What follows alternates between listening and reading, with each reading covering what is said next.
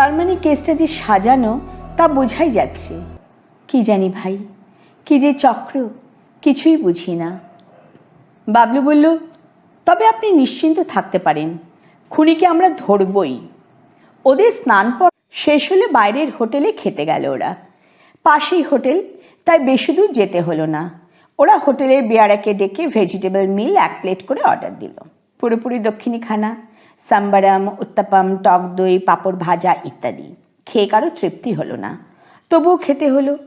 খাওয়া দাওয়ার পর লজে ফিরেই দেখলো এক মধ্যবয়সী দিব্যপুরুষ একটি মারুতি ভ্যানের সামনে পায়চারি করছেন। একটি আভিজাত্যের ছাপ যেন ফুটে উঠেছে তার চলাফেরায় এবং সর্বশরীরে।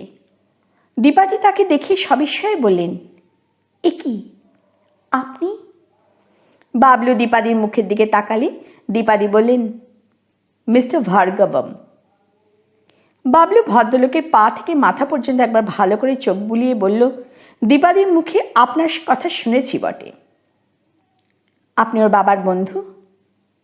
এই বন্ধুত্ব আবার 2-1 দিনের নয়, দীর্ঘদিনের। বাবলু বলল, আপনি খুব ভালো বাংলা বলতে পারেন তো? ভালো আর কোথায়, তবে পারি। যাই হোক, আমি তোমাদের সকলকে আমার বাড়িতে নিয়ে যাওয়ার জন্য এসেছি। বাবলু বলল, এখন নয়, আমরা সন্ধ্যের পর যাব। এখন আমরা বড় ক্লান্ত। সন্ধ্যের পর আমি ব্যস্ত হয়ে পড়ব বাবা, তোমরা এখনই চলো। তাছাড়া দীপু মায়ের সঙ্গেও আমার কিছু জরুরি কথা আছে। মিস্টার ভার্গবমের মুখ থেকে গিরিজাবাবুর হত্যাকাণ্ডের ব্যাপারে জানবার মতো কিছু বাবলুরও ছিল, তাই বলল, বেশ তো, চলুন। ওরা গিরিজাবাবুর মারুতি ভ্যানে চেপেই তার বাড়ির দিকে চলল। যেতে যেতে বাবলু জিজ্ঞাসা করল, আমরা তো কাউকে কিছু জানিয়ে আসিনি, আপনি তাহলে জানলেন কি করে যে আমরা এই লজে? এই লজের 1/4 মালিক আমি, আর যে হোটেলে তোমরা খেলে সেটাও আমার। এরপর আর কিছু বলার থাকে না। যাই হোক, একটু পরেই বহু অর্থব্যয়ে তৈরি একটু বিশাল প্রাসাদের সামনেও এলো ওরা। এই প্রাসাদও ভার্গবমের। দীপাদি বললেন, আপনার এই বাড়ি তো আমি দেখিনি। কি করে দেখবে, এই তো বছর 2 হলো হয়েছে বাড়িটা। এরকম বাড়ি ভাইজাগ শহরে কারণ নেই। সত্যিই নেই। ঘরের ভেতর ঘর, তার ভেতরে ঘর, ধাপে ধাপে সিঁড়ি, আন্ডারগ্রাউন্ডে শীত তাপ নিয়ন্ত্রিত কনফারেন্স রুম, সিনেমার ছবি দেখার স্ক্রিন, প্রজেক্টর, সব কিছু আছে।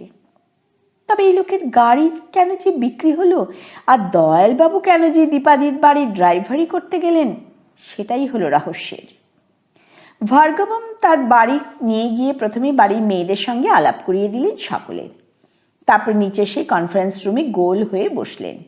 ঘরটি অন্ধকার, চারিদিকে কম পাওয়ারের মায়াময় রঙিন গ্লোব লাইট, কেমন যেন থমথম করছে ভেতরটা। ভার্গবম দীপাদিকে বললেন, আমার মতো লোকের এত বড় একটা বাড়ি দেখে খুব অবাক হয়ে যাচ্ছ না? দীপাদি বললেন, অবাক হওয়ারই তো কথা। আসলে সবই তোমার বাবার দয়ায়। এর পিছনে তোমার বাবার অবদান যে কতটা তা হয়তো তুমি জানো না। সেই জন্য আমি তোমাকে ডেকে এনেছি এখানে। তিনি একটু উইল করে আইন মোতাবেক তার অনেক কিছু আমাকে দিয়ে গিয়েছেন।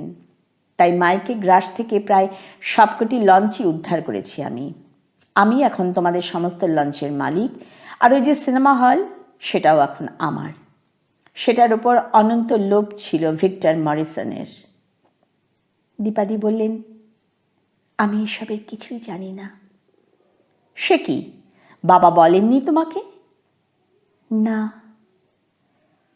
যাই হোক, সম্ভবত সেই রাগেই ওরা দুজনে মিলে ষড়যন্ত্র করে খুন করেছে তোমার বাবাকে।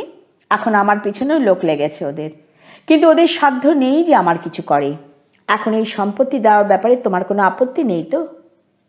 দীপাদি বললেন, একটুও না। যে সম্পত্তি আমাদের হয়েও অন্যের দখলে ছিল, সেই সম্পত্তি যদি উনি কাউকে বেচে দেন বা বিলিয়ে দেন, তাহলে আমার আপত্তি করারই বা কি আছে? আমাদের শত্রুদের গ্রাস থেকে ওগুলো যে আপনি ছিনিয়ে নিতে পেরেছেন, এর জন্য আপনাকে ধন্যবাদ। ভার্গবম বললেন, আমি বলেই পেরেছি মা, না হলে তোমার বাবা হলে পারতেন না। বলে ড্রয়ার টেনে একগাদা দলিলপত্র বের করলেন। এই দেখো, তোমার বাবার হাতের সই। সকলে ঝুঁকে পড়ে তাই দেখল। দীপাদিও কাগজপত্রগুলো খুঁটিয়ে দেখলেন, সব ঠিক আছে। তার বাবারই সই করা কাগজ সব। বাবলু এবার মিস্টার ভার্গমকে প্রশ্ন করল, আচ্ছা, আপনি যে বললেন আপনাকে সম্পত্তি দেওয়ায় মাইক এবং ভিক্টর দুজনেরই ষড়যন্ত্র করে গিরিজাবাবুকে খুন করেছে, তা আপনার অনুমান সত্য হলে পুলিশ শুধু ভিক্টরকে সন্দেহ করছে কেন? ভার্গবম বললেন, তার কারণ আছে। প্রথমত, মাইক প্যান্থালু আজ 2 বছর প্রশাসনের নাগালের বাইরে। দ্বিতীয়ত, অকুলস্থলে ভিক্টরের একটা মানি ব্যাগ পাওয়া গিয়েছে। বাবলু বলল, এই ব্যাপার? হ্যাঁ, আসলে অপরাধ জগতে সকলে সকলকে টেক্কা দিতে যায়, সকলে সকলের শত্রু। মাইক ও ভিক্টর দুজনেই মিলে খুন করে গিরিজাবাবুকে। তারপর ঠিক সন্ধ্যার মুখে ফিশারি হারবারের কাছে বিচ রোডে ড্রাগ বোঝাই একটি চলন্ত ট্রাকের মুখে ফেলে দেয় তাকে। এ কাজের দায়িত্ব মাইক নিজেই নিয়েছিল, তাই খুনের দায়টা পুরোপুরি ভিক্টরের উপর ফেলবার জন্য ওর একটা মানি ব্যাগ রেখে গিয়েছিল ডেড বডির কাছে। ভিক্টর তা জানতো না, তাই সে পরিকল্পনা মাফিক ওর জন্য অপেক্ষা করছিল সিনেমা হলের বাইরে। কিন্তু দেখা গেল সেখানে মাইকের বদলে গেল পুলিশের লোকেরা। ভিক্টর মরিসন অ্যারেস্ট হলো, কিন্তু সেও বোড়া গোয়ালুর জঙ্গলি বাঘ। পুলিশের চোখে ধুলো দিয়ে কি করে পালাতে হয় তা সে জানে। এখন ওর টার্গেট হলো মাইক প্যান্থালু, তারপরই আমি। বাবলু বলল, বেশ কাহিনী শোনালেন, কিন্তু যাই হোক, সাবধানে থাকবেন। তারপর বলল, যদি অনুমতি দেন আপনার এই স্টুডিওর মতো বাড়িটা একবার ঘুরে দেখি। দেখো না, দেখতে দোষ কি? তাছাড়া এটা স্টুডিওর মতো কেন, এটাকে একটা ছোটোখাটো স্টুডিও বলতে পারো। বড় বড় অভিনেতা অভিনেত্রীরা এই বাড়িতে শুটিং করে গেছেন।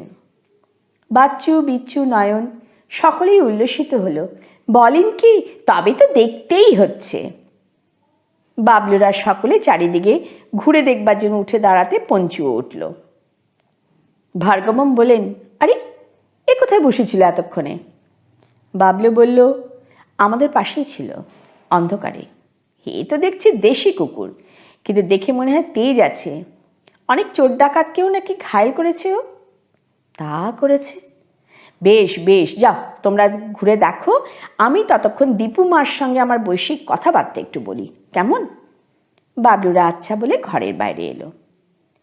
বাইরে এসে চারপাশে ঘুরতে ঘুরতে হঠাৎ এক জায়গায় থমকে দাঁড়ালো ওরা।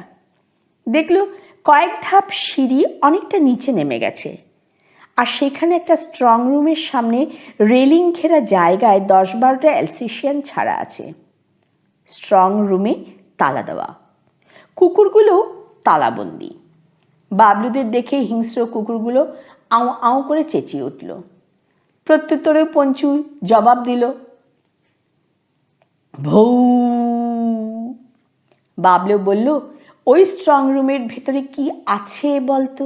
নিশ্চয়ই মূল্যবান কিছু, তাই না? বাবলু কোনো উত্তর দিল না, শুধু বলল, তোরা একটু এখানে অপেক্ষা কর, আমি চট করে একবার আসছি। বিচ্ছু বলল, কোথায় যাবে বাবলুদা?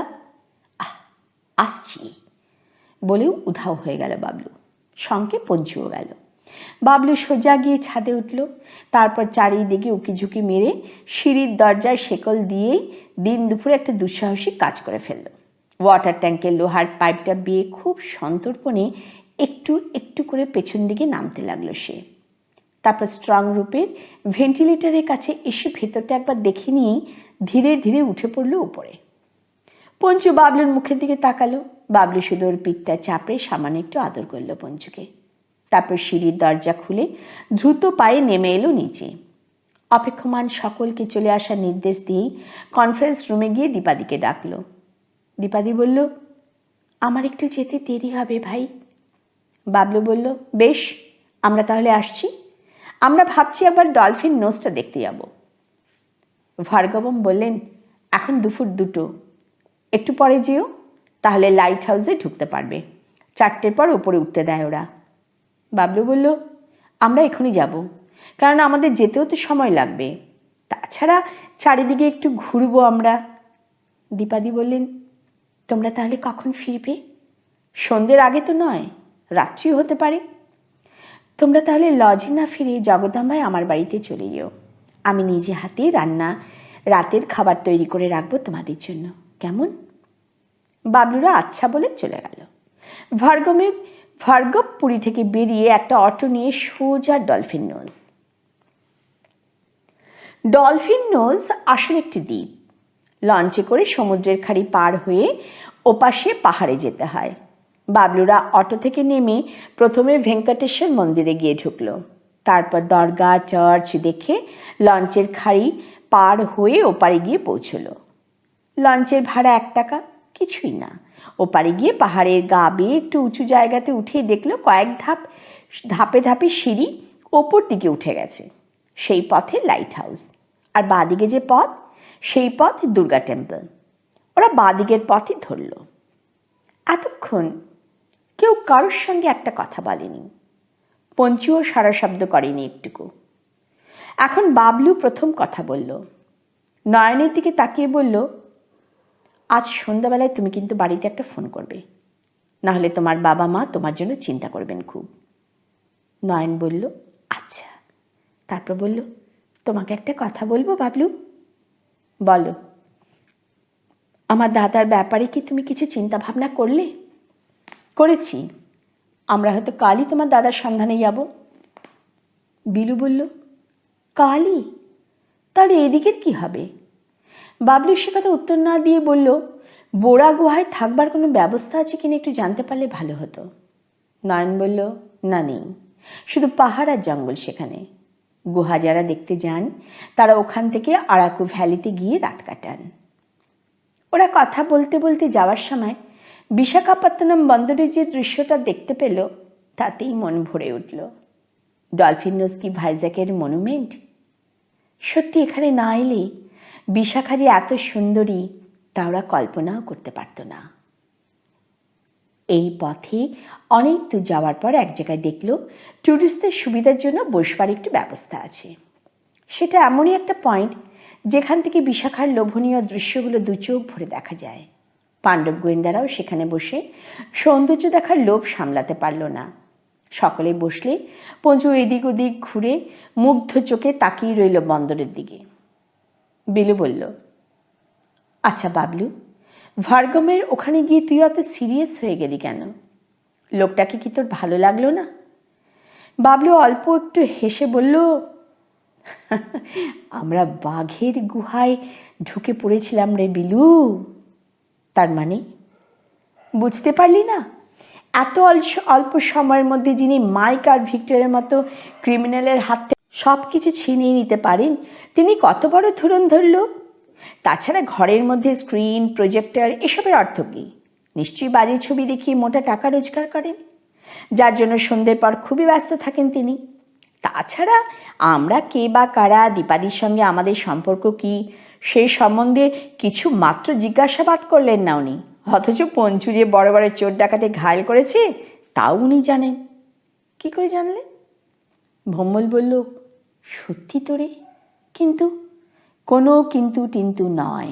সবচেয়ে সাংঘাতিক ব্যাপার যেটা, সেটা হলো গিরিজাবাবুর খুনের ব্যাপারে যেসব বিবৃতি উনি দিলেন তাতে তো বিস্মিত না হয়ে পারলাম না। মাইক আর ভিক্টর দুজনে এক হয়ে গিয়ে গিরিজাবাবুকে হত্যা করেছেন তা উনি জানলেন কি করে? এরপর তার ডেড বডি ড্রাগ বোঝাই ট্রাকের মুখে ফেলে দেওয়ার ঘটনাও তো ওনার জানার কথা না। যে ট্রাক ধরা পড়ল না তাতে ড্রাগ ছিল কি ছিল না তা উনি কি করে জানলেন? বিচ্ছু বলল, এত কিছু তো ভেবে দেখিনি কেউ। ভদ্রলোক দেখছি রীতিমতো রহস্যময়। আরও রহস্য আছে, সেটা আরও জটিল। বাচ্চু বলল, কি রকম? গিরিজাবাবুর মেয়ে হয়ে দীপাদি জানলেন না, অথচ বেদখলে সমস্ত সম্পত্তি উনি পেয়ে গেলেন। শুধু তাই না, পেতে না পেতেই এত বড় লোক। বিলু বলল, এখন তাহলে বোঝা যাচ্ছে এই রহস্যের জালে জড়িয়ে আছেন উনিও। বাবলু বলল, আমার ধারণা যদি ভুল না হয় তাহলে বলবো উনিই এই সবের গডফাদার। ওরা আর বসে থেকে সময় নষ্ট না করে দুর্গা মন্দির দেখে আবার লঞ্চ ঘাটার দিকে ফিরে এলো। সব কিছু ঘুরে দেখতে এত সময় লাগলো যে বিকেল গড়িয়ে এলো এক সময়। ডান দিকের পাহাড়ে ভেঙ্কটেশ্বর মন্দিরটিকে বেশ লাগছে এখান থেকে। ওরা বাঁদিকে সিঁড়ি দিয়ে ক্রমশ পাহাড়ের উচ্চতায় উঠতে লাগলো। খুব খাড়াই, তাই হাঁপ ধরে গেল উঠতে। নয়নের অবস্থা দেখে মনে হলো সে কখনো বোধহয় পাহাড়ে ওঠেনি। একসময় পাহাড়ের মাথায় সমতলে এলো ওরা। চারিদিকে ঝোপ ঝাড়, ছোট ছোট গাছপালা, তারই বুক চিরে পাহাড়িয়া বুনো পথ। কি নির্জন জায়গাটা! এখনো লাইট হাউসের দেখা নেই। এখানে এমন কেউ নেই যে তাকে জিজ্ঞেস করে লাইট হাউসটা কত দূর। যেতে যেতে সন্ধে হয়ে এলো। নয়ন বলল, আর কত দূর? মনে হয় এসে গেছি, ওই ওই দেখা যায়। ওরা আরও খানিকটা যেতে লাইট হাউস পেয়ে গেল। 4 টাকা করে টিকিট এখানে। সেই টিকিট কেটে ওরা লাইট হাউসের ওপরে উঠলেও পঞ্চু কিন্তু ভেতরে ঢোকার অনুমতি পেল না। সে এদিক সেদিক ঘুরে প্রকৃতির দৃশ্য দেখতে লাগলো। লাইট হাউসের সব আলো জ্বলে ওঠার পর চারিদিকে যখন আলোর মালা সেজে উঠল, ঠিক তখনই এক এক করে নেমে এলো ওরা। পঞ্চু তখন হানটান করছে ওদের জন্য। ওরা নামতেই সে বাবলুর প্যান্ট কামড়ে টানাটানি করতে লাগলো। বাবলু বুঝলো কিছু একটা ব্যাপার আছে, তাই সকলকে ইশারায় ওর সঙ্গে আসতে বলে নিজেও অনুসরণ করলো পঞ্চুকে। পঞ্চু বেশ খানিকটা এসে এক জায়গায় থমকে দাঁড়িয়ে শির দ্বারা টান টান করে লেজ নাড়তেই বাবলুরা দেখলো কালো ওভারকোট ঢাকা একজন লোক নির্জন একটা পাথরের উপর বসে এক দৃষ্টে তাকিয়ে আছে বন্দরের দিকে। বাবলু সবাইকে আত্মগোপন করে অপেক্ষা করতে বলে প্রায় হামাগুড়ি দিয়ে একটু একটু করে এগোলো লোকটার দিকে। লোকটিকে ভালোভাবে লক্ষ্য করে বুঝলো এ আর কেউ নয়, ফিশারি হারবারের সেই টেররিস্ট র্যাম্বো। কিন্তু র্যাম্বো এখানে কি করছে? বাবলুর চোখের সামনে সকালবেলা সে দৃশ্য ফুটে উঠল। যেভাবে লোকটা পঞ্চুকে ফেলে দিয়েছিল সমুদ্রের জলে, ওর মনে হলো ঠিক এইভাবে এমনি একটি লাথি মেরে ফেলে দেয় ওকে। কিন্তু তা সে করল না। এমন সময় হঠাৎ দেখলো জনাচারেক লোক হনহন করে লাইট হাউসের দিকে আসছে। ওরা যে কারা তারা বুঝতে বাকি রইল না। বাবলু আর পঞ্চু আগাছার জঙ্গলে গা ঢাকা দিল। যারা এলো তাদের একজনকে খুবই চেনা মনে হলো বাবলুর। ওরা লাইট হাউসের কেয়ারটেকারের সঙ্গে কী সব কথাবার্তা বলল। মনে হলো ওদের কথাই জিজ্ঞাসা করলো ওরা এসেছিল কি না। কেয়ারটেকার হয়তো বললো হ্যাঁ ওরা এসেছিল, চলেও গেছে। ওরা তাই যেমন এসেছিল তেমনি চলে গেল, শুধু দুজন ছাড়া। দুজন ঈদের মধ্যে কথা বলতে বলতে এগিয়ে গেল র্যাম্বোর দিকে। একজন একটা লাইটার জেলে চুরুট ধরিয়ে র্যাম্বোকে দিতেই সেই লাইটারের আলোয় কুৎসিত র্যাম্বোকে আর একবার দেখতে পেল বাবলু। এরপর কি যেন বলল ওরা র্যাম্বোকে।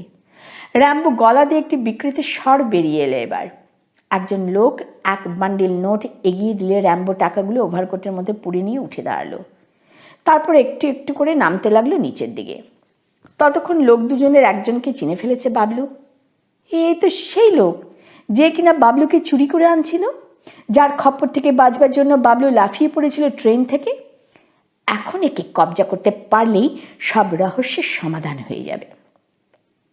মিস্টার ভার্গবমের পোষার কুকুরের মতো এরাও এক একটি পোষ্য, তাতে কোনো সন্দেহ নেই। বাবলু ঝোপের ভেতর থেকে শীষ দিতেই থমকে দাঁড়ালো দুজন। বিলু, ভম্বল, বাচ্চু, বিচ্ছু, নয়ন সতর্ক হলো। লোক দুটি টর্চের আলো ফেলে ঝোপের দিকে যেই না এগিয়ে আসতে যাবে অমনি বাবলু ইশারায় পঞ্চুকে বুঝিয়ে দিল কি করতে হবে। পঞ্চু কোনো রকম হাঁক ডাক না করে ঝোপের ভেতর থেকে ঝাঁপিয়ে পড়ল ওদের পায়ের উপর। এমনভাবে দুজনের পায়ের তলা দিয়ে গলে গেল যে ধপ ধপ করে মুখ থুবড়ে পড়ল দুজনে। একজনের হাত গেল, আরেকজনের খুঁজে পাওয়া গেল না সামনের দুটো দাঁত। ততক্ষণ সকলে এসে ঝাঁপিয়ে পড়েছে ওদের উপর। বাবলু ওর অপহরণকারীদের পেটে একটা লাথি মেরে ওর পিস্তলটা যথাস্থান থেকে বের করে কপালে ঠেকালো। তারপর জামার কলার তুলে দাঁড় করালো ওকে। বিলুরাও অন্যজনকে তাই করলো। তারপর দুজনে টানতে টানতে লাইট হাউসের এলাকার বাইরে খানিকটি দূরে নিয়ে এসে মারের পর মার। বাবলু তার অপহরণকারীকে বলল, কি বন্ধু, চিনতে পারো? লোকটি বলল, তুমি এখানে এখানে কি করে? ওই একই প্রশ্ন তো আমারও। এখন বলো, এই নির্জনে কিসের মতলবে আসা হয়েছিল? এখানে একটু কাজ ছিল আমাদের। তোমাদের সঙ্গে আর যে দুজন লোক ছিল তারা কোথায়?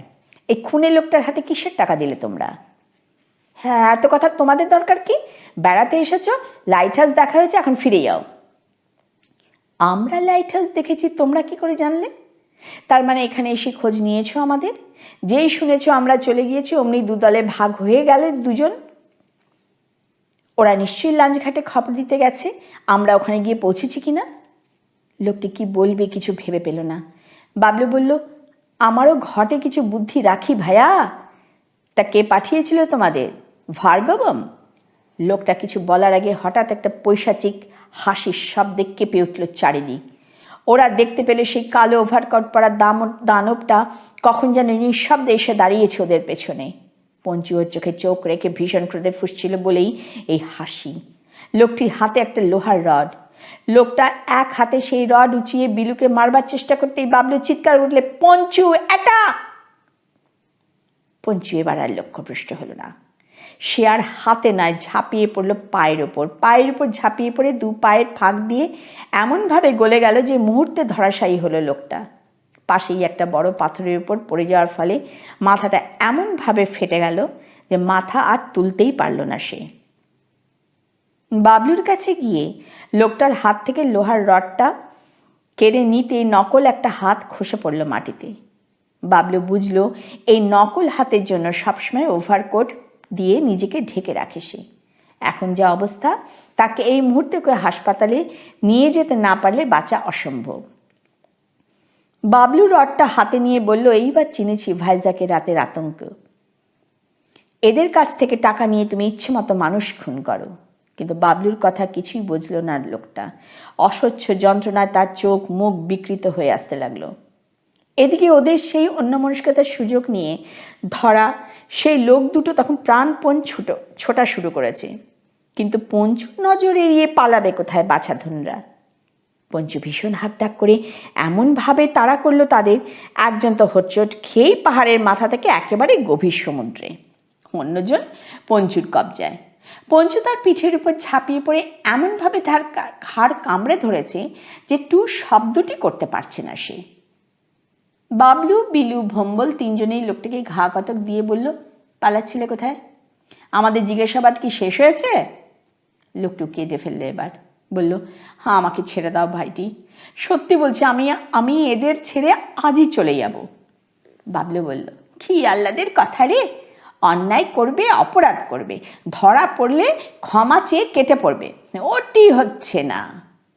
বিলু বলল, আমরা যা যা জিজ্ঞাসা করবো তার সঠিক উত্তর দেবে, তারপর অন্য ধান্দা। বলো, কি জানতে চাও? বাবলু বলল, আমরা জানতে চাই মাইক কোথায় আর ভার্গবের আসল পরিচয়টা কি। আহত, ক্লান্ত, অবসন্ন লোকটি বলল, মাইকি বলো আর ভিক্টরি বলো, সকলের গডফাদার হলেন ওই ভার্গবম। ওরা ছিল নিম্ন শ্রেণীর গুন্ডা, কিন্তু যা কিছু করতে সবই ভার্গবমের মদতে। ভার্গবম গিরিজাবাবুর সঙ্গে বন্ধুত্ব পাতিয়েছিলেন, কিন্তু চালাকি করে ওই দুই গুন্ডার সাহায্যে ও সব কিছু আত্মসাৎ করেছিলেন। তিনি এত বড় শয়তান যে সর্বোচ্চ লুটে পুটে যখন বুঝলেন যে একদিন না একদিন তার মুখোশ খুলে যেতে পারে, তখনই একদিন ভিক্টরের সাহায্যে বড় গুহায় গিরিজাবাবুর মেয়েকে কিডন্যাপ করেন। কিন্তু ভাগ্যজোরে মেয়েটি রক্ষা পায়। তখন থেকে গিরিজাবাবু এই শত্রুপুরীতে আর রাখতে চাইলেন না মেয়েকে। ভাইজাকের মায়া ত্যাগ করে কলকাতায় চলে গেলেন। ভার্গবম তার ড্রাইভার দয়ালবাবুকে দিয়েও পলিটিক্স করতে চেয়েছিলেন, কিন্তু দয়ালবাবু সব জেনেও বিশ্বাসঘাতকতা করেননি। তবে তার নিজের ছেলে এই কুচক্রে আছে বলে খুন হওয়ার ভয়ে ফাঁসও করেননি কোনো কথা। যাই হোক, খলের ধর্মই সঠতা। পান্থালু এবং ভিক্টরকে দিয়ে সমানভাবে কাজ করালেও ওদের মধ্যে এমনই বিভেদ সৃষ্টি করে রেখেছেন যে আজও ওরা একে অন্যের নামে জ্বলে যায়। ওই যে র্যাম্বো, এও ওর নির্দেশ মতো কাজ করে। বন্য প্রকৃতির খুনে গুন্ডা একটা, পুলিশের তাড়া খেয়ে পালাতে গিয়ে রেলের চাকায় একটা হাত, কাটা তারের খোঁচায় একটা চোখ খুইয়ে এখন একটা শয়তানের ধাড়ি হয়ে বসে আছে। ভার্গবম ওকে দিয়ে মাঝে মধ্যে অহেতুক খুন করিয়ে চারিদিকে আতঙ্কের সৃষ্টি করেন। আবার প্রয়োজনে বেওয়ারিশ লাশ পাচার করেও টাকা রোজগার করেন প্রচুর। আজ দুটি চোখের প্রয়োজন। পোর্টেরিয়ায় একজন নাবিককে হত্যার নির্দেশ দেওয়া হয়েছিল র্যাম্বোকে। লোকটি বেঁচে গেল, কিন্তু র্যাম্বো পেয়ে গেল তার উপযুক্ত শাস্তি। বাবলু বলল, শোনো ভাই, তুমি যা যা বললে সবই সত্যি আমি মেনে নিলাম। তার কারণ আমরাও কিন্তু মনে মনে এইরকম আশঙ্কা করেছিলাম। এখন অবস্থা এমনই, তুমি আগেই পেয়েছ আমাদের পরিচয়, এখন কি চাও তুমি? এদের দলে থাকতে না পালিয়ে যেতে? হ্যাঁ, আমি পালাতে চাই, আবার নতুন করে জীবন শুরু করতে চাই। কেননা পাপের ভাড়া বেশি পূর্ণ হলে তার পরিণাম কি হয় তা আমি জানি। এতে চোখের সামনে দেখলাম রাম্বর দুর্দশা, আমার বন্ধুর পরিণতি। তাছাড়া ভার্গবের যা প্রকৃতি, তাতে কোনো না কোনো দিন আমার অবস্থাও মাইকের মতো হয়। কেন, কি হয়েছে মাইকের? কোথায় সে? বাবলু বলে উঠল, ভার্গবের হিংস্র কুকুরগুলোর পেটে। শিউরে উঠল বাবলু। কি বলছো তুমি? সজ্ঞানে আছো তো? হ্যাঁ, আমার চোখের সামনেই এই দৃশ্য ঘটেছে ভাই, আজ নিয়ে 3 দিন হলো। বাবলু উত্তেজিত হয়ে বলল, তাহলে আর এক মুহূর্তে এখানে না, এখনই ভাইজাকে ফিরে যেতে আমাদের, না হলে গিরিজাবাবু এবং তার সঙ্গে দীপাদিরও ওই একই অবস্থা হবে আজ। লোকটি বিস্ময় প্রকাশ করে বলল, কি যা তা বলছো? গিরিজাবাবু তো কবেই মারা গেছেন। বাবলু হাসল, না, গিরিজাবাবু মারা যাননি, উনি এখনো বেঁচে আছেন। চমকের পর চমক, তার চেয়েও বেশি চমক। লোকটি হঠাৎ ভয়ার্ত স্বরে বলে উঠল, ভাই সব শিগগিরই পালিয়ে সেখান থেকে, না হলে আমরা কেউ বাঁচব না। তোমাদের ওই কুকুরটার সাধ্য নেই যে আমাদের রক্ষা করে। সকলে সবিস্ময়ে বলল, কেন, কি হয়েছে? যা বলছি তাই শোনো। ওই দেখো, ভার্গবের সেই হিংস্র কুকুরগুলো দলবদ্ধ হয়ে কিভাবে মাটি শুকিয়ে শুকিয়ে এদিকে আসছে। ওরা একজোটে ঝাঁপিয়ে পড়লে কারোর শরীরে এতটুকু মাংস আর অবশিষ্ট থাকবে না। বাবলুরাও আর একটু দেরি না করে আহত ও মৃত্যু পথযাত্রী রাম্বর পাশ কাটিয়ে লোকটির নির্দেশ পথেই পালাতে শুরু করলো। পাহাড়ের উপর আর যাই হোক ছোটা যায় না, আর তার পেছনে 10-12টা হিংস্র কুকুর।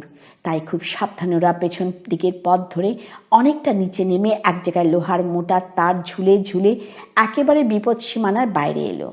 এ পথে আসতে পঞ্চুরও খুব কষ্ট হলো, তবু কায়দা করে লাফিয়ে ঝাঁপিয়ে নেমে তো এলো সে। এবার বেশ খানিকটি সমতল পেয়ে ছোটা শুরু করলো। তারপর আবার পেছন দিকে নেমে একেবারে সমুদ্রের খাড়ির মুখে। 2-3টি ছোট বড় নৌকো বাঁধা ছিল সেখানে। তারই একটা খুলে নিয়ে লোকটা কোনো রকম হাল ধরে ওপারে পৌঁছে দিল ওদের। মুক্তির আনন্দে বাবলু জড়িয়ে ধরল লোকটাকে, বলল, 2 দিন আগে তুমি আমাদের শত্রুতা করেছিলে আমার সাথে, 2 দিন পরে সেই তুমি আমাদের প্রাণ বাঁচালে। তোমার এই পরিবর্তন তোমার মধ্যে চিরকাল থাকুক ভাই। আজ থেকে তুমি আমাদের সকলের বন্ধু। কিন্তু তোমার নামটা তো জানা হলো না।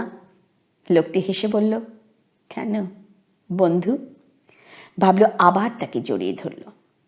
লোকটি এবার কিন্তু কিন্তু করে বলল, তোমাদের কাছে টাকা পয়সা কিছু হবে? আমি একেবারেই নিঃসহায়। বাবলুর পকেটে শ্রীকাকুলামের সেই ব্যাগ হাতড়ে পাওয়া 300 টাকা ছিল, সেটাও দিলই, উপরন্তু বিলুও 100-5 টাকা। লোকটি বলল, আমি এখনই পালাবে এই দেশ ছেড়ে, বিদায় বন্ধু, বিদায়। লোকটি চলে যেতেই বাবলুর একটা অটো নিয়ে সোজা জগদম্বায়। দীপাদিদের বাড়ি গিয়ে শুনল দীপাদি সেই যে দুপুরে গেছে, তারপর থেকে সারা দিনই আর ফেরেনি। সর্বনাশ।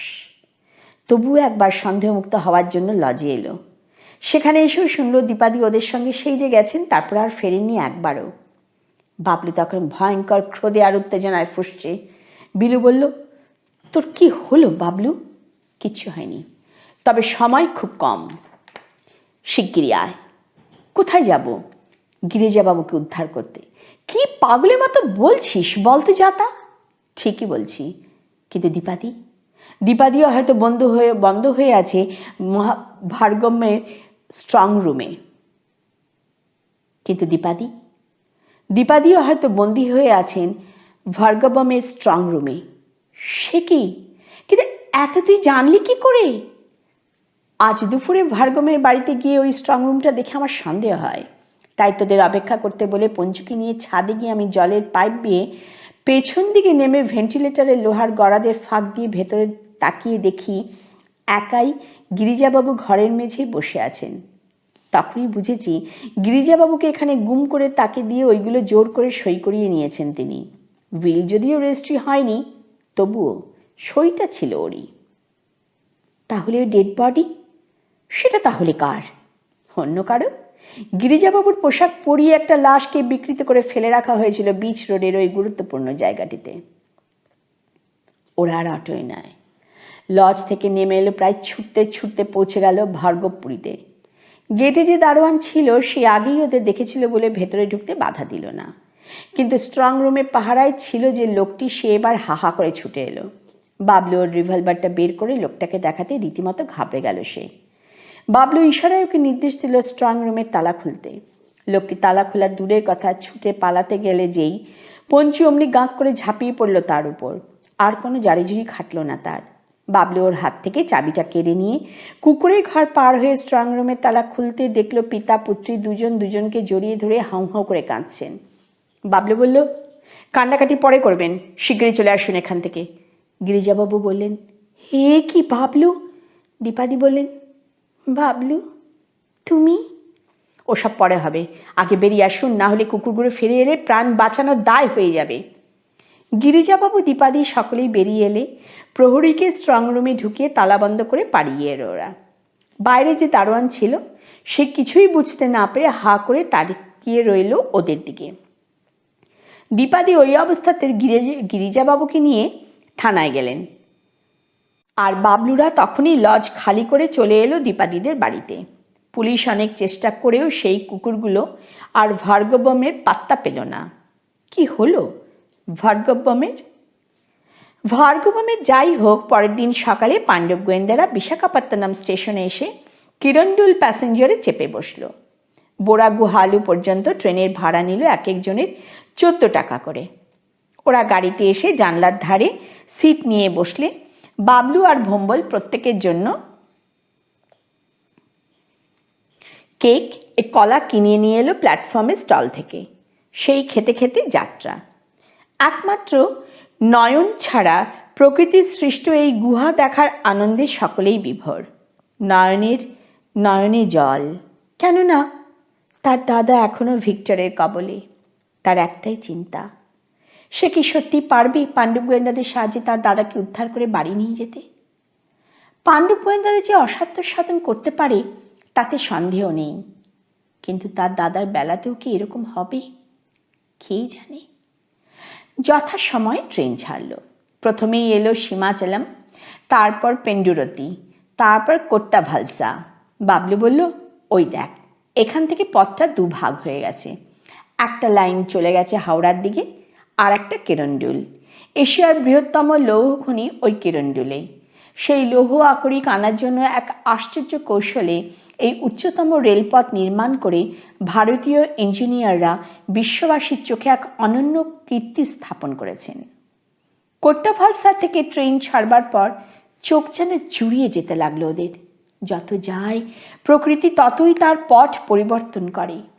কি সুন্দর সব গ্রাম আর সবুজের দৃশ্য ভেসে ওঠে চোখের সামনে। ট্রেন এসে থামল মল্লিভিদুতে, তারপর সুঙ্গভারা পুকোটা। এরপর শুরু হলো পাহাড় আর বনভূমি, ঝর্ণা আর জলপ্রপাত, সেই সঙ্গে টানেলের পর টানেল। কখনো নিশ্চিত্র অন্ধকারের মধ্যে হারিয়ে যাওয়া, কখনো বা চমক কাটার আগেই হঠাৎ আলো। এইভাবে এক এক করে স্টেশন পার হতে চলল। রোড্ডাভাড়া, শিবলিঙ্গপুরম, তায়াডা, চিমিডিপল্লি হয়ে বোরাগুহালু। এর উচ্চতা 2371 ফুট। টানেলের পর টানেল পার হয়ে বোরাগুহালুতে ট্রেন থামলে ওরা সকলে ট্রেন থেকে নেমে দিশাহারা হয়ে গেল। এখানে শুধু পাহাড় আর জঙ্গল, জনপ্রাণী নেই। তাহলে ওরা যাবেটা কোথায়? বিলু বলল, এ কোথায় এলাম রে ভাই? ভম্বল বলল, বরাতে আজ হরি মটর, খাওয়া দাওয়া কিছুই জুটবে না এখানে। বাবলু ওদের কথায় কান না দিয়ে একজন রেল কর্মচারীর কাছে জেনে নিল বোরাগুহা যাওয়ার পথটা কোন দিকে। তারপর সেই অনুসারে রেলপথ ধরেই পেছন দিকে খানিকটা হেঁটে বাঁ দিকে একটা সুড়িপথ ধরে খানিকটা যেতেই বোরাগুহার মুখের কাছে নেমে এলো। গুহার বাইরে নিয়মকানুন সব লেখা আছে। এর ভেতরে যাওয়ার জন্য প্রবেশ মূল্য বড়দের 10 টাকা, আর 5 থেকে 12 বছর পর্যন্ত বয়সের ছেলে মেয়েদের 5 টাকা। লাইটিং, গাইড সবের মধ্যে। সকাল 10টা থেকে 1:30, দুপুর 2টো থেকে বিকেল 4টে 5টা পর্যন্ত গুহা দেখার সময়। বৃহস্পতিবার বন্ধ। ওরা যখন গুহামুখে গিয়ে পৌঁছল বেলা তখন 1:30, তাই আধ ঘন্টা অপেক্ষা করতে হলো গেট খোলার জন্য। এরই ফাঁকে বাবলু 2-3 বার নয়নের দিকে তাকিয়ে বুঝলো তার মনে কোনো আনন্দ নেই। তাই বলল, এত কি ভাবছো নয়ন? আমরা তোমার দাদার ব্যাপারে কোনো আলোচনা করছি না বলে তুমি উৎসাহ পাচ্ছ না? তাহলে শোনো, আমরা তো ভগবান নই, তবে নিরাশও হই না। কেননা এই পাহাড় জঙ্গলের দেশে এসে যখন পড়েছি তখন আপ্রাণ চেষ্টা করব আমরা আগে এখানকার পরিবেশের সঙ্গে খাপ খাইয়ে নিই, তবে তো। ওই দেখো কি সুন্দর প্রাকৃতিক দৃশ্য, চারিদিকে পাহাড় ও বনভূমি, একদিকে গুহা, আরও দেখো নিচে কেমন করে বেগবতী নদী কুলকুল করে বয়ে চলেছে। অতএব মনটাকে তাজা রাখো। যথাসময়ে গেট খুলল। ওরা টিকিট কেটে গেট পার হয়ে ডান দিকে বেঁকে একটু নিচে নামতেই নজরে পড়ল গুহাটা। সে কি বিশাল! এত বড় গুহা ওরা কখনো দেখেনি। ওরা গুহার ভিতর ঢুকতেই একজন অল্পবয়সী সরকারি গাইড এগিয়ে এলো ওদের দিকে। বলল, তোমরা এই কজন না আরও কেউ আছে? না, আমরা এই কজন। তাহলে শোনো, এই যে গুহা দেখছো, এটা হচ্ছে প্রকৃতির সৃষ্টি করা এক প্রাগৈতিহাসিক স্যাটেলাইট গুহা, স্ট্যালেকটাইট গুহা। 10 লক্ষ বছরের পুরনো। বাবলু সবিস্ময়ে বললেন, বলেন কি? তার মানে 10 লক্ষ বছর? ভূতাত্ত্বিকগণ তাই তো মনে করেন। গাইড এরপর গুহার ভেতরে যেখানে যা ছিল সব দেখাতে লাগলো। কি চমৎকার রঙিন আলোর ব্যবস্থা এর ভেতরে, তাই সব কিছু ঘুরে দেখতেও কোনো অসুবিধে হলো না। গাইড কত কিছু বলল, কিছু মনে থাকলো, কিছু থাকলো না। যুগ যুগ ধরে চুনাপাথরের জল পড়ে নানান রকম আকার ধারণ করেছে ভেতরটা। এখনো গুহার মাথার ওপর থেকে টুপটাপ জলের ফোঁটা ঝরছে। গুহাটার লম্বায় 1 কিলোমিটার। এর মধ্যে কোথাও শিবলিঙ্গের আকার, কোথাও বাসুকির ফানা, কোথাও হাতির আকার, কোথাও মানুষের চোখ। অথচ এসবই প্রকৃতির খেয়ালে হওয়া, মানুষের কৃতকর্ম নয়। এরই মধ্যে কখনো সিঁড়ি বেয়ে উপরে ওঠা, কখনো নিচে নামা। এক জায়গায় এসে দেখা গেল গুহাটা প্রকৃতির খেয়ালে জোড়া। 2টো পাহাড় কবে কোন যুগে জুড়ে এক হয়ে গেছে। এরই মাথার উপর দিয়ে চলে গেছে রেলপথ। এ কি ভাবা যায়? এক জায়গায় কোনো আলো নেই, সেখানে গাইডের টর্চের আলোয় অন্ধকার সুড়ঙ্গে হামাগুড়ি দিয়ে আসতে হলো। পঞ্চুকে অবশ্য সেসব কিছুই করতে হলো না। সে দিব্যি মজা পেয়ে ছুটোছুটি করতে লাগলো চারিদিকে। যাই হোক, গুহা দেখে আবার গুহা মুখে যখন ফিরে এলো ওরা, তখন গাইড ছেলেটির সঙ্গে খুব ভাব হয়ে গেছে ওদের। পঞ্চুকে সে যে কত আদর করলো তার ঠিক নেই। ছেলেটি হিন্দি, ইংরেজি, উর্দু, বাংলা সব ভাষায় কথা বলতে পারে। তাই বাবলু খুব খুশি হয়ে বিলুর কাছ থেকে চেয়ে 50 টাকা তার হাতে দিতে অভিভূত হয়ে গেল। বাবলুকে জড়িয়ে ধরে বলল, এত টাকা বকশিস হিসেবে কেউ আমাদের দেয় না। হ্যাঁ, তবে 5-10 টাকা সবার কাছ থেকে পেয়েছি, যদিও ওগুলো আমার পাওনা না। তবে ভালোবেসে কেউ কিছু দিলে সেই দান আমি মাথায় পেতে নিই। কিন্তু তোমরা এই বয়সে সুদূর বাংলা থেকে এত দূর কী করে এলে? কী করেই বা জানলে এখানে এইরকম একটা গুহা আছে? বাবলু বলল, বইতে পড়েছি। তাছাড়া শুধু যে বেড়াতে এসেছি তা নয়, আমরা এখানে খুব বিপদে পড়েই এসেছি। এই যে দেখছো মেয়েটি, এর নাম নয়ন। বাহ, ভারী মিষ্টি মেয়ে তো। এর দাদাকে ভিক্টর মরিসন নামে একজন এই অঞ্চলে কোনো একটি গুহার মধ্যে আটকে রেখেছে, কিন্তু সেই গুহা যে কোথায় তা তো জানি না। যদি এই ব্যাপারে তুমি আমাদের একটু সাহায্য করো তাহলে আমরা চির কৃতজ্ঞ থাকবো তোমার কাছে। গাইডের চোখ দুটো যেন জ্বলে উঠল। এবার বলল, ওই কুখ্যাত শয়তানটার জন্য পুরো এলাকার বদনাম হয়ে যাচ্ছে। যাই হোক, তোমরা এক কাজ করো, ওই সামনের রাস্তাটা ধরে খানিক এগিয়ে গেলে বাস স্ট্যান্ড দেখতে পাবে। ওখানে ঝুপড়ির ঘরে ঘরোয়া হোটেল খাওয়া মিলবে। আমি একটু পরে কারো হাতের দায়িত্ব দিয়ে তোমাদের ওখানে যাচ্ছি। আমি জানি সে কোথায় আছে, আমি একদিন দেখেছি তাকে। জায়গাটা কিন্তু সব দিক থেকে বিপজ্জনক। বাবলু বলল, তা হোক, তবু তাকে উদ্ধার করতেই হবে। তোমরা যাও, আমি আসছি। বোড়া গুহা থেকে বেরিয়ে যে ঢালু পিচ রাস্তাটা ক্রমশ নিচের দিকে নেমে গেছে, সেই পথ ধরে পাণ্ডব গোয়েন্দারা বাস স্ট্যান্ডের দিকে এগিয়ে চলল। দারুণ নির্জন জায়গাটা, তবে রৌদ্রোজ্জ্বল দিনের জন্য ভারী মনোরম। কিছু দূর যেতেই ওরা বাস স্ট্যান্ড পেয়ে গেল। এখানে কোনো বাস নেই, বাস আসবে বিকেল 4টেয়, আরাকু ভ্যালির বাস। বোড়া গুহা দেখার পর সকলে আরাকুতেই চলে যায়। পাণ্ডব গোয়েন্দারা বাস স্ট্যান্ডে এসে ঝুপড়ির হোটেলে ভাত খেয়ে উঠতেই গাইড এসে হাজির। গাইড বলল, শোনো, মেয়েরা এখানে থাকুক, আমরা ছেলেরা যাই। মিসেস নাইডুর হোটেলে কারোর সাধ্যি নেই ওদের কিছু করে, তবে তোমাদের এই কুকুরটা কিন্তু আমাদের সঙ্গে যাক। নয়ন বলল, কেউ না গেলেও আমি যাব, আমি না গেলে কে চিনিয়ে দেবে আমার দাদাকে? বাবলু বলল, নয়ন, তোমার দাদার নাম পল্লব, নয়নের পল্লবকে কি চিনিয়ে দিতে হয়? গাইড ঠিক কথাই বলেছে, তোমরা এখানে থাকো, আমরা আসছি। আমাদের কোনো বিপদ আপদ হলে তোমরা বরং কিছু একটা ব্যবস্থা নিতে পারবে। এই বলে ওরা ঝুপড়ির পেছন দিকে গিয়ে পাহাড়ের ঢাল বেয়ে খাঁজে খাঁজে পা রেখে নিচে নামতে লাগলো। তারপর শালগুড়ির সাঁকোয় সেই দুরন্ত নদীটা পার হয়ে আরও গভীর জঙ্গলের দিকে এগিয়ে চলল। গাইড বলল, এইভাবে আসাটা বোধহয় ঠিক হলো না, কেননা সন্ধে হয়ে আসছে, যে কোনো সময় ভাল্লুক চিতারা বেরিয়ে আসতে পারে। এইসব জঙ্গলে কাঠুরিয়ারাও কাঠ কাটতে আসে না ভয়ে।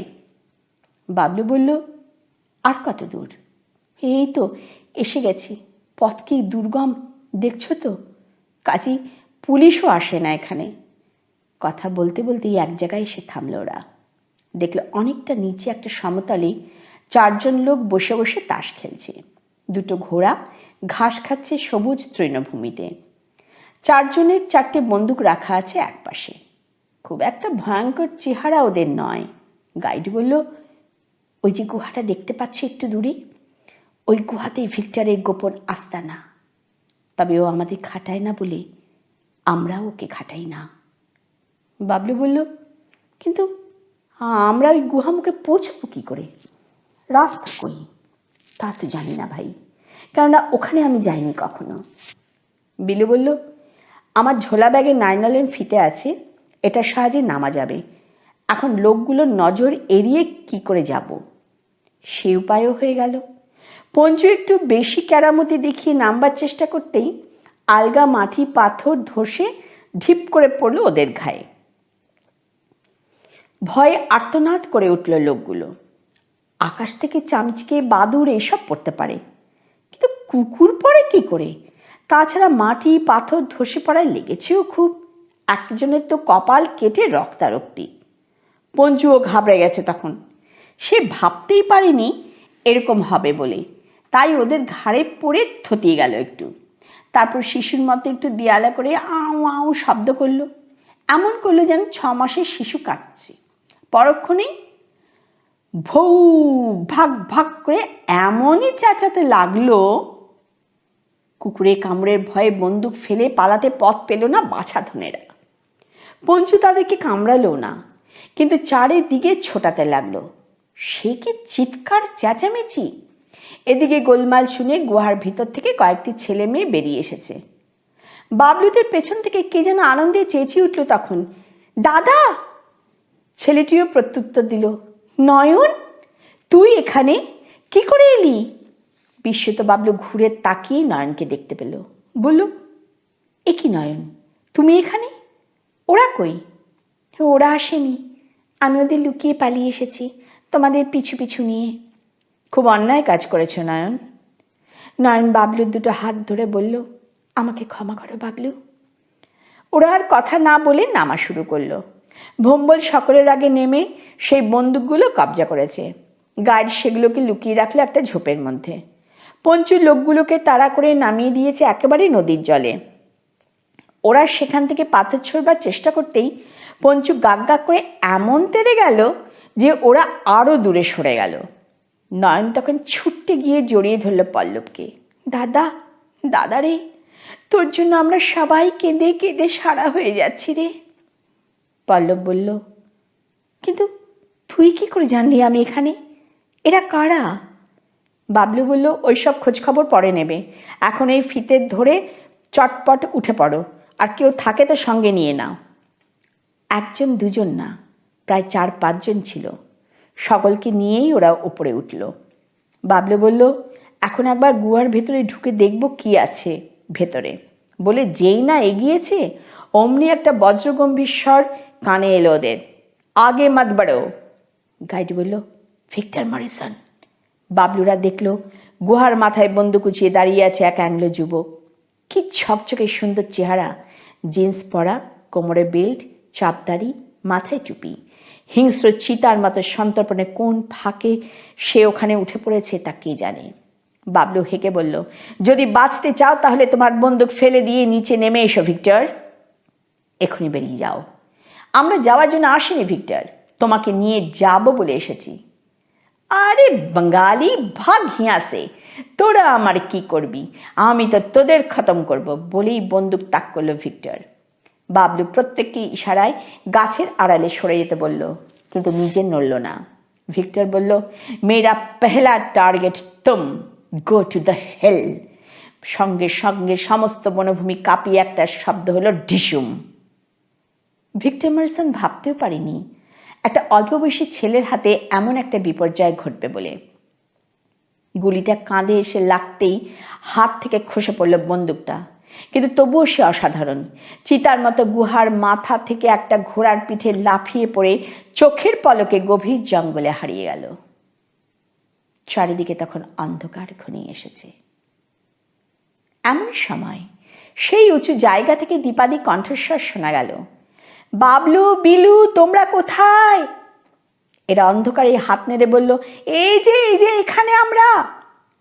পরক্ষণেই মশাল আর টর্চের আলোয় আলোকিত হয়ে উঠল জায়গাটা। ওরা দেখলো ঝাঁকে ঝাঁকে পুলিশের লোক এগিয়ে আসছে ওদের দিকে। বাবলুদের ফিতে ধরে উঠতে হলো না। পুলিশের লোকজন যে যে পথে এসে পৌঁছলো সেই পথ ধরেই ওরা উঠে এলো ওপরে। ওপরে উঠে দেখলো শুধু দীপাদি না, বাচ্চু বিচ্ছুও রয়েছে সেখানে। বাবলু বলল, দীপাদি, আপনি এখানে? ভাই বোনদের ছেড়ে দিদি কি থাকতে পারে? আমি ভাইজ্যাগ থেকে পুলিশ নিয়ে আসছি। আরাকুতে সরকারি লজ ময়ূরীতে থাকার ব্যবস্থা হয়ে গেছে আমাদের। কাল সকাল হলেই গোটা আরাকু ভ্যালি চষে ফেলবো আমরা। এখন চলো। আর এখানে না, এখান থেকে আরাকুতেই চলে যাই। আপনার বাবার খবর কি? উনি তোমাদের রিসেপশন দেওয়ার জন্য তৈরি হচ্ছেন। আর এই কুচক্রের যিনি নায়ক, তার খবর হলো ডলফিন নজ থেকে কুকুর যে লঞ্চে নিয়ে তিনি ফিরছিলেন, সেই লঞ্চে রাখা শক্তিশালী বোমার বিস্ফোরণের তিনি চিরতরে মুছে গেছেন। উনি তোমাদের রিসেপশন দেওয়ার জন্য তৈরি হচ্ছেন। আর এই কুচক্রের যিনি নায়ক, তার খবর হলো ডলফিন নোজ থেকে কুকুর নিয়ে যে লঞ্চে তিনি ফিরছিলেন, সেই লঞ্চে রাখা শক্তিশালী বোমা বিস্ফোরণে তিনি চিরতরে মুছে গেছেন। বাবলু বলল, আপদ গেছে, এর চেয়ে আনন্দের আর কিছু নেই। ওরা হেঁটে হেঁটে বাসস্ট্যান্ডে এসে দীপাদির গাড়িতে উঠল। বুদ্ধি করে বেশ বড়সড় ভ্যানই একটা নিয়ে এসেছেন দীপাদি। শুধু পাণ্ডব গোয়েন্দা নয়, নয়ন, পল্লব, এমনকি সেই 5-6টি ছেলে মেয়ে সকলেই উঠল গাড়িতে। পঞ্চু বসল দীপাদির পাশে সামনের সিটে। গাড়ি স্টার্ট দিতেই নয়ন উল্লাসে চেঁচিয়ে উঠল, 3 cheers ফর পাণ্ডব গোয়েন্দা। সকলে বলল, hip hip hooray, hip hip hooray, hip hip hooray. পঞ্চুও সকলের সঙ্গে সুর মিলিয়ে ডেকে উঠল। শেষ হলো পাণ্ডব গোয়েন্দার ভাইজ্যাগ অভিযান। এরপর যদি ভালো লেগে থাকে লাইক, শেয়ার ও সাবস্ক্রাইব করতে ভুলবেন না। পাশের বেল আইকনটি অবশ্যই প্রেস করবেন যাতে আমার সবগুলো গল্প